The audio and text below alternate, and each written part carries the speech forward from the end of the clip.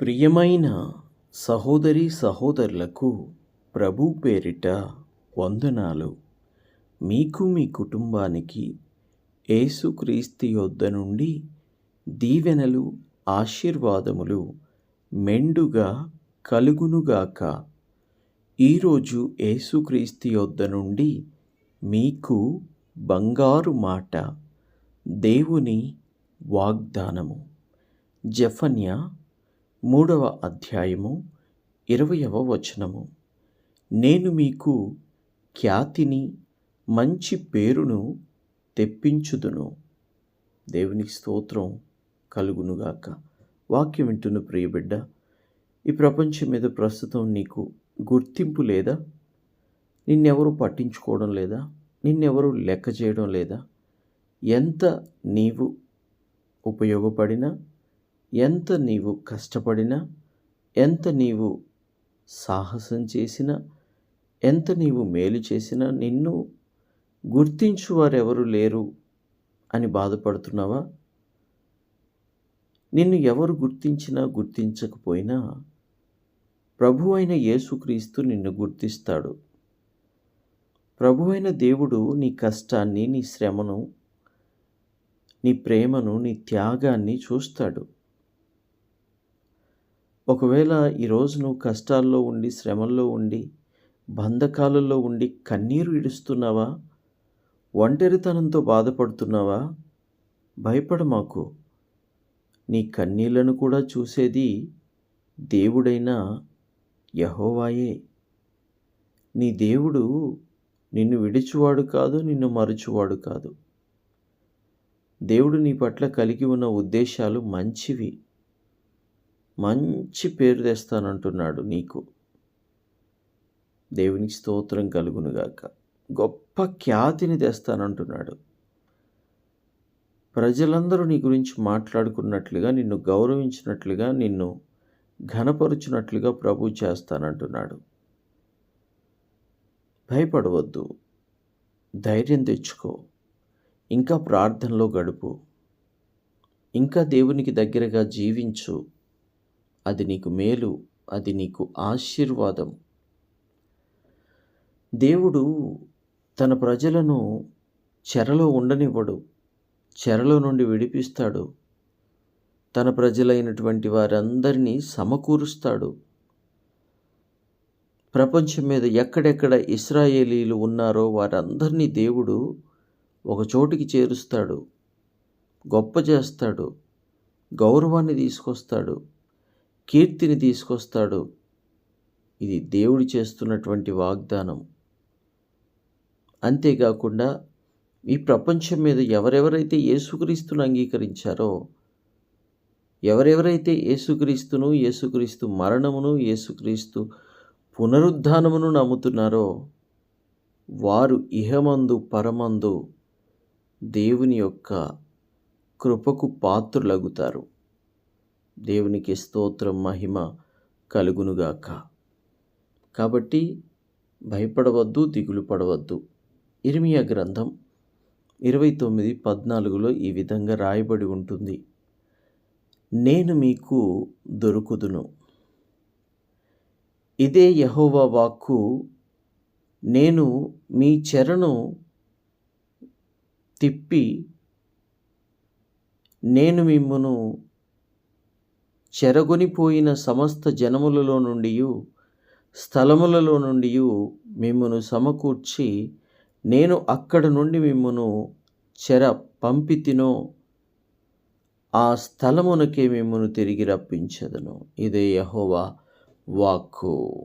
దేవుని బిడ్డ, ఒకప్పుడు మంచి స్థితిలో జీవించి ఈరోజు ఏమీ లేని స్థితికి వెళ్ళిపోయావేమో. ప్రభు అంటున్నాడు, ఎక్కడ నుండి నీవు చెరలోకి వెళ్ళిపోయావో అక్కడనే మరలా చెరలో నుండి నిన్ను విడిపించి నిన్ను ఘనపరుస్తా, నీకు గొప్ప పేరు తీసుకొస్తా, నీకు గొప్ప సహాయం చేస్తా అని దేవుడు అంటున్నాడు. ఆమోసు 9:14. చెరలోనికి పోయిన నా ప్రజలైన ఇశ్రాయేలు వారిని నేను తిరిగి రప్పించదను. పాడైపోయిన పట్టణములను వారు తిరిగి కట్టించుకొని వాటిలో కాపురముందురు. ద్రాక్ష తోటలు నాటి వాటి రసము త్రాగుదురు. తోటలు వేసి వాటి పండ్లను తిందురు. వావ్! అద్భుతమైన వాక్యం, అద్భుతమైన మాట. చెరలోకి పోయిన వారందరినీ దేవుడు తిరిగి రప్పిస్తాడట. పాడైపోయిన పట్టణాలను తిరిగి మరలా కట్టిస్తాడట. పాడైపోయిన పట్టణాలు అంటే పాడైపోయిన మన జీవితాలకు సాదృశ్యంగా ఉందా? ఆ పట్టణాలు ఎలా పాడైపోయాయో ఈరోజు చాలామంది జీవితాలు కూడా అలాగే పాడైపోయాయి. ఆనాడు జలప్రళయానికి ముందు మనుషుల హృదయాలు ఎలాగున్నాయో ప్రస్తుతం నాకు తెలిసినంత వరకు మనుషుల హృదయాలు చాలా మట్టుకు అలాగనే తయారైపోయాయని నేను అనుకుంటున్నాను. అలాగనే కానీ హృదయాన్ని మార్చుకోవాలి. చెరలో ఉండొద్దు. అది ఒక చెరనే. దానివల్ల నీకు సంతోషం కలగదు. చెడు హృదయాన్ని తీసేసుకోవాలి. చెడు హృదయం కలిగి ఉన్నవారు ఆత్మీయంగా చెరలోనికి సాతాను గూట్లోకి వెళ్ళిపోయినట్టే. వాక్యం వింటున్న ప్రియ బిడ్డ, మార్చుకో. నీ హృదయాన్ని మార్చుకో, నీ ఆలోచన మార్చుకో, నీ తలంపులు మార్చుకో. నీ దేవుడు సజీవుడు. నీ దేవుడు కరుణ సంపన్నుడు. నీ దేవుడు కృపగలవాడు. నీ ఆలోచన మార్చుకో. మలాకి 3:12 మీ దేశము రమ్యమైన దేశముగాను గనుక అన్యజనులందరూ మిమ్మును ధన్యులందురని సైన్యములకు అధిపతియగు యెహోవా సెలవిచ్చుచున్నాడు. వారు ఉండు దేశం అనగా చెరలో నుండి విడిపింపబడిన వారు, దేవుని ద్వారా రక్షించబడిన వారు ఉండే దేశం ఎలాంటి దేశమంట? రమ్యమైన దేశమట. రమ్యమైన దేశముగా దేవుడు చేస్తాడట. దేవునికి స్తోత్రం కలుగునుగాక. అడగండి ప్రియబిడ్డలారా, మాకు శ్రేష్టమైన గృహం దయచేయండి ప్రభువా అని అడగండి. దేవుడు తప్పక దయచేస్తాడు. దేవునికి మహిమ కలుగునుగాక.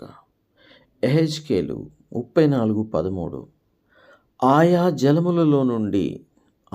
జనములలో నుండి వారిని వెలుపలికి రప్పించి ఆయా దేశములో నుండి వారిని సమకూర్చి వారి స్వదేశములోనికి వారిని తోడుకొని వచ్చి ఇశ్రాయేలీలు పర్వతముల మీదను వాగుల దగ్గరను దేశమందలి సమస్త నివాసములలోనూ వారిని మేపెదను. వావ్! ఎంత గ్రేట్, ఎంత గొప్ప విషయం. దేవునికి స్తోత్రం కలుగునుగాక. ప్రార్థన. తండ్రి, నీకు వందనాలు. దేవా, నీకు స్తుతులు, స్తోత్రాలు. నేను నీకు ఖ్యాతిని, మంచి పేరునిస్తానని వాగ్దానం చేస్తున్నావు.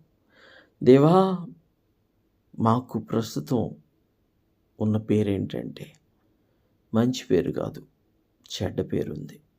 అది కొట్టివేయబడాలి ప్రభువా.